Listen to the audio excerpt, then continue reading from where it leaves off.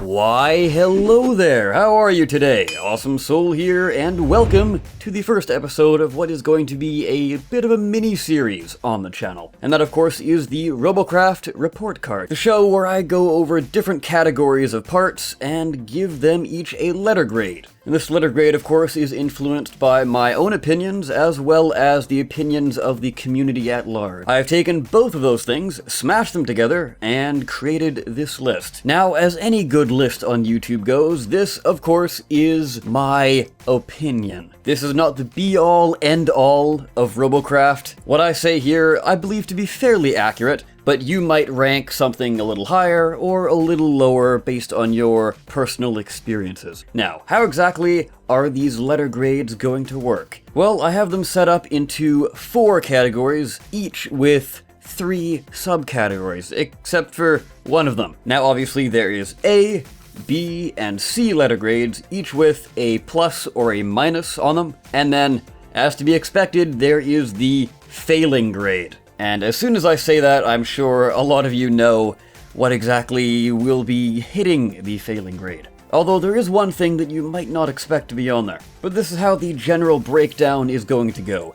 A is what you want to be. Regardless of whether or not you're an A+ or an A-, you're in a pretty solid position, and you don't really need to change all that much, if at all. A B, on the other hand, you are decent, but you need some improvements. Whether that be a few minor improvements or just one simple fix that will kind of solve everything. A C, on the other hand, you have a lot of improvements needed, and or you're just kind of outclassed by other things. And there's not exactly an easy fix for you aside from a total rework. And an F, well, you are a completely failed part and nobody loves you.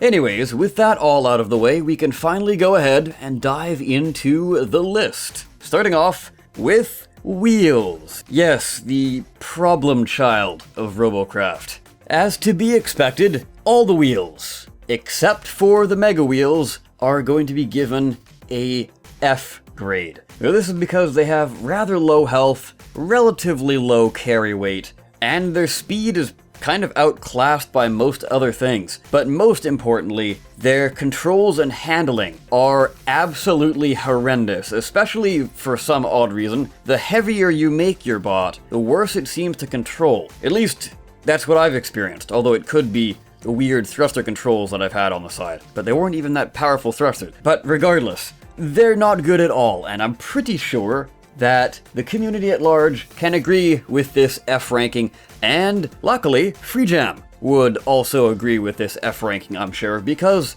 at the time of the video, wheels are planned for a rework. Now, a little while ago, I said everything except for the mega wheels, and that is because I have decided to give the mega wheels a passing grade. The grade of C-.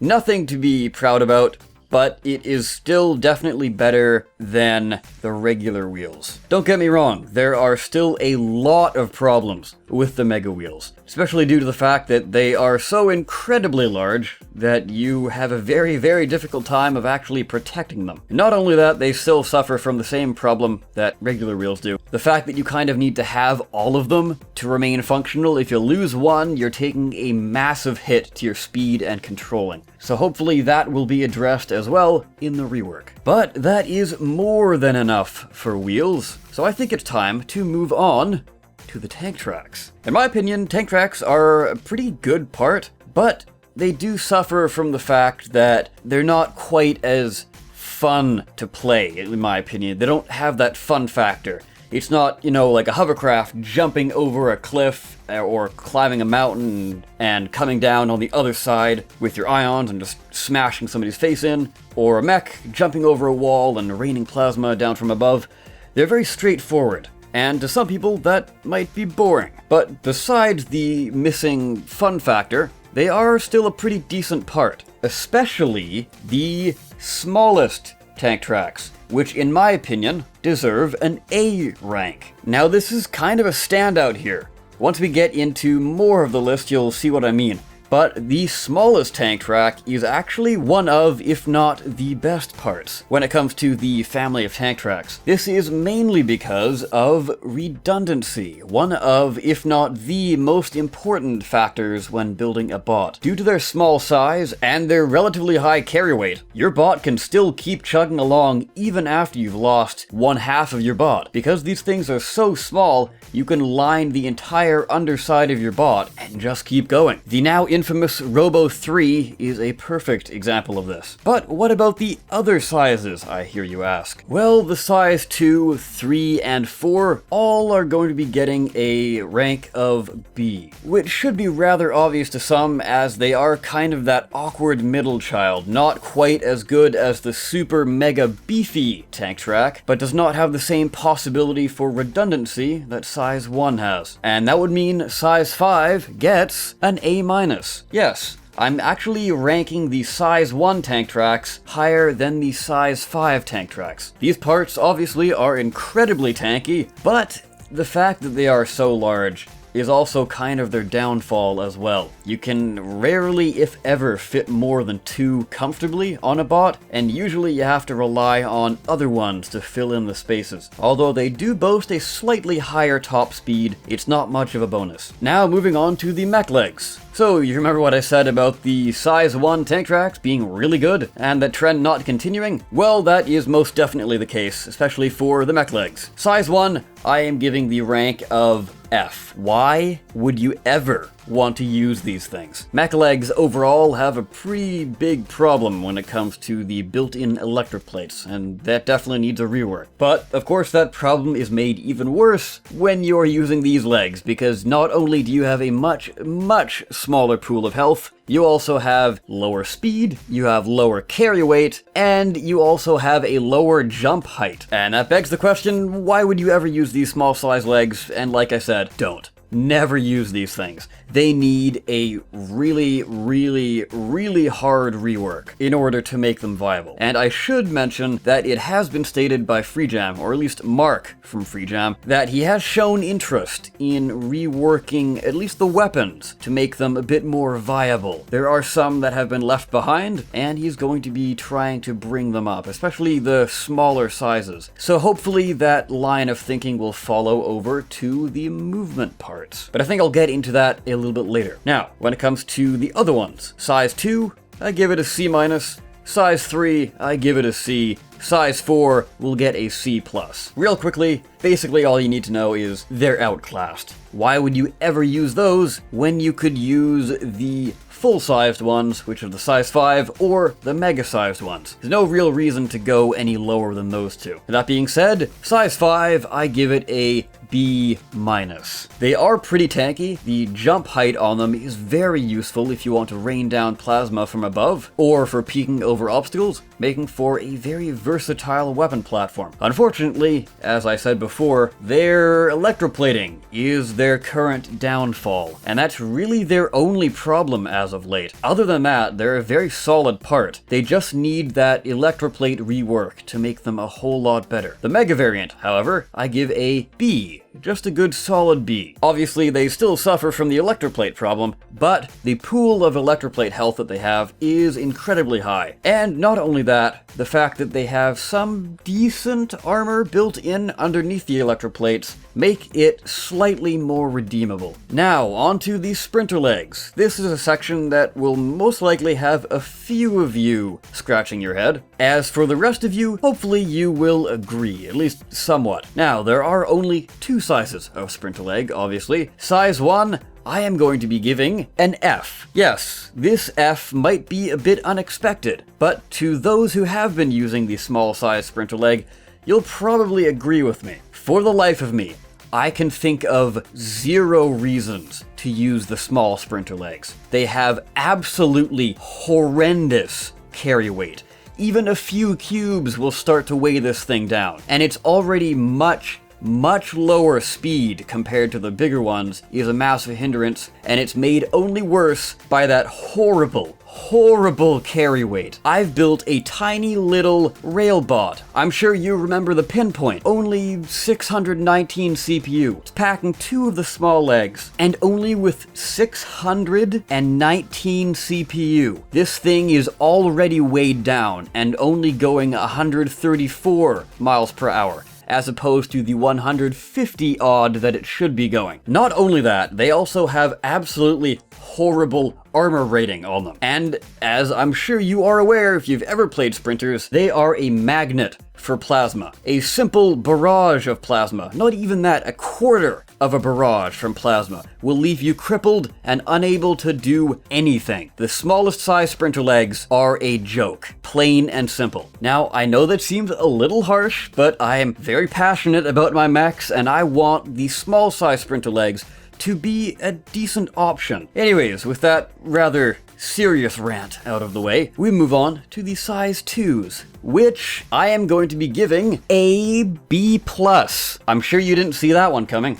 At least for some of you anyway. Now, the reason I have not given these an A is because they have been pretty severely nerfed. And to be honest, I still think they've been over-nerfed. A little while back, they got a debuff to their armor, but not only that, they added the mechanic that a lot of other parts had, and that was carry weight. I personally have no problem with either of those. However, I think they overdid it a little bit too much, because at the time, sprinters were king. Everybody was using a sprinter because, one, they have a massive fun factor because who doesn't want to jump around and leap forward and jump up in the air and dodge things? The fact that you can do that is a load of fun, and that's one of the reasons why they were so popular. But of course, they're also popular because they were just good. The fact that they were always going at 174 miles per hour because they didn't have any carry weight was pretty goddamn powerful. So to give an example, I have a 1000-ish CPU,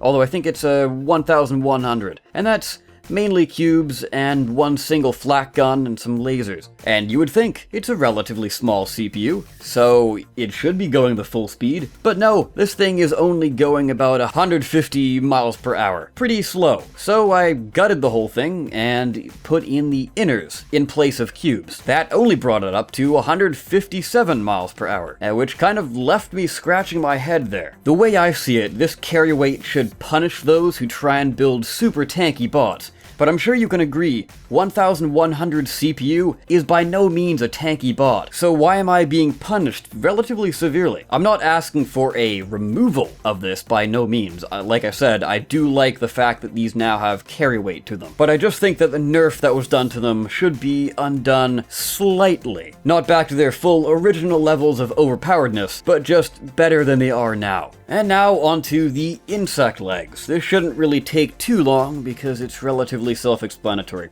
The size 1s, give them a C-, and the size 2s, I give them a C. These parts are not completely useless, they still have a niche use. However, they are outclassed by pretty much everything. These things have horrible armor for such a massive hitbox, and not only that, they have the lowest speed of any part in the game, which for something which is all about agility doesn't really make a whole lot of sense to me. So a fairly decent armor buff as well as a movement speed buff might be enough to bring these back. Next up, we have the skis. I'm sure at least some of you kind of forgot that skis were actually in the game. Obviously, because of that, they get an F. In fact, I hesitated to actually add the title of F-, but I think you can't really get any worse than a failure, now can you? The reason these things are so bad is because, well, they have the same CPU cost as wheels, but they are the only movement part, quote unquote, that cannot move under their own power. They actually need other movement parts in order to move this movement part. Yeah, bit of a head scratcher there. Now, I am aware that they were introduced as sort of a holiday kind of item, but that still doesn't excuse the fact that these things are pretty much useless. I'm not entirely sure how we can bring these things back. Either make them so you can move under your own power using them, or make them so they're more of a cosmetic item and just kind of remove remove them from the movement parts section. I don't know. If you guys have any ideas how to fix skis, let me know, because I'm very curious. Now, onward to the hover blades. All in all, these are pretty decent movement parts. Even the smallest ones are actually fairly good. The only reason I'm going to be giving them lower rankings is because there's no real reason to use those over the size 5s. So size 1 gets a C+, size 2 gets a B-, size 3 gets a B, and size 4 gets a B+. Size 5, as to be expected, gets an A. I thought about giving these things an A+, but at the time of making this video, there is a bit of a physics problem with them, and that comes in the form of randomly flipping out. But even then, they will eventually right themselves and you can carry on your merry way. Other than that, they are incredibly solid. Not only are they incredibly fast, but they also have the added benefit of being one of the few parts that you can actually hide away inside your bot.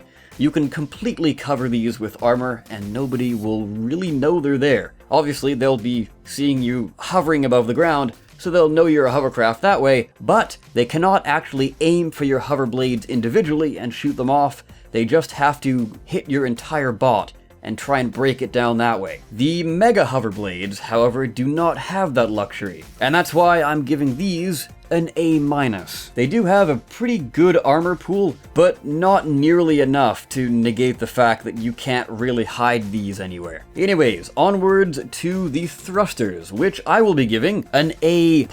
Yes, I'm sure you all probably saw this coming, with, drones and all that. As we saw when propeller drones were a thing, they were incredibly powerful, but they got nerfed rather quickly. And the way they got nerfed is by adding a spin-up time to propellers. So why not add a spin-up time to thrusters? That would pretty much solve the drone problem right then and there. An interesting way they could also do it is give your smallest thrusters no spin-up time, and all the way up to the largest thrusters, which have 1 or 2 seconds of spin-up time. That way you can't instantaneously change direction by just using the super massive thrusters. If you wanted to be a lot more nimble, you would actually have to install a lot of small maneuvering thrusters. That would not only help balance out drones a little bit more, but it would also add to the fun factor of building. You would now have to find a way to protect your speed thrusters, and you would also have to work in somehow getting your maneuvering thrusters in there, which would add to a bit more of a challenge when designing drones, instead of just using all one thruster type. Now, onto the propellers. The size 1 propellers I am giving a B,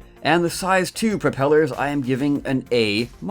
I rarely use propellers for what they were really intended for, but the reason for that is something I'll get into a little later. I mainly use these on a sprinter bot, the Tempest, which I'm sure you are familiar with. And I have to say, these are very, very useful as backups on sprinters. Not quite as good as a backup as, say, hover blades for mech legs, just due to the sheer size of these things, but they actually do provide not only additional movement, but they also provide a lot of protection. The fact that these things have a pretty good armor pool is very useful for blocking damage when you're running away if you got a propeller on your back, and even protecting you from above, sort of like a little umbrella of sorts, when you're being bombarded by air units. Next up, we have the rotor blades, or the helicopter blades, depending on which you prefer to call them. Size 1s I will be giving a B, size 2 and size 3 I will be giving a B-. Size 2s because, well, they are kind of the awkward middle child, and the size 3s, they have some pretty decent armor, however, they are a massive target, and it's pretty difficult to try and hide this thing. It's also very simple, even for lasers or plasmas on the ground, to actually take out your rotors. That's how big they are. But I'm sure you noticed I did not give a B- to the size 1s. And that's because, yes, they have less armor, but they are also a much, much smaller target, and therefore easier to protect if you have them above your bot. So you can protect the rotors above you from fire below a whole lot more easily. And not only that, I'm sure you've seen them in pseudo-drone builds quite a lot. Definitely a lot more than the larger rotors, that's for certain. Now, we come to the end here, and that would be aerofoils and rudders. I am going to be giving these things overall a C. I don't really need to go into depth as far as the different sizes, because I think a C pretty much sums up all my feelings here. They need some pretty big improvements, and FreeJam also knows this. The biggest problem that they have currently is that their movement is slow and predictable. A lot of players have also wanted to be able to add more acrobatic style maneuvers in there, and you can do that to some extent right now, but it's nowhere near as good as a drone is, because drones can move in all sorts of different directions and change directions on a dime. When you're fighting an aerofoil bot, it's pretty obvious as to which direction they're going to be going in. But before I wrap things up, I do need to talk about this, and that would be the fact that a lot of the parts that I've gone through in this list are really outclassed by their larger variant, and don't really have a huge amount of incentive to use, except for a few niche situations. Especially the sprinter leg. Small sprinter legs, man. I tell ya.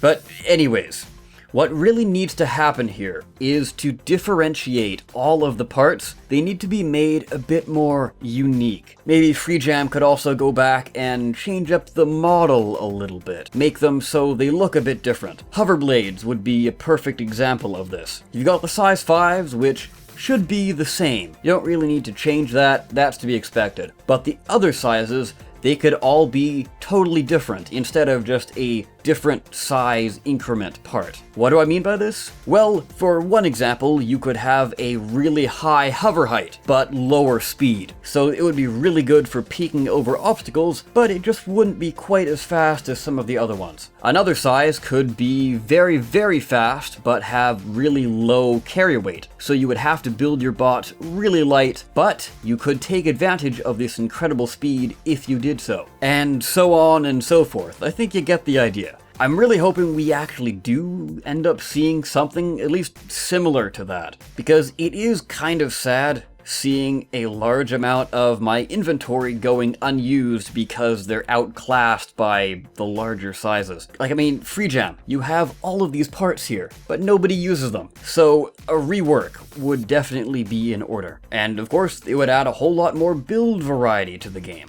which would bring a lot more players back. If all of a sudden you essentially have what are 4 brand new parts with no need to make new models for them, well, people would flood back to the game and get building. Maybe. Or maybe not. Or it would just strengthen the current building system, which I'm all for as well. But anyways, guys, I will go ahead and wrap up the video here. I'm not sure how long this one ended out, but if you made it to the end, congratulations. Anyways, I of course have been the Awesome Soul. I thank you all so very much for watching, and I will see you next time. Take care.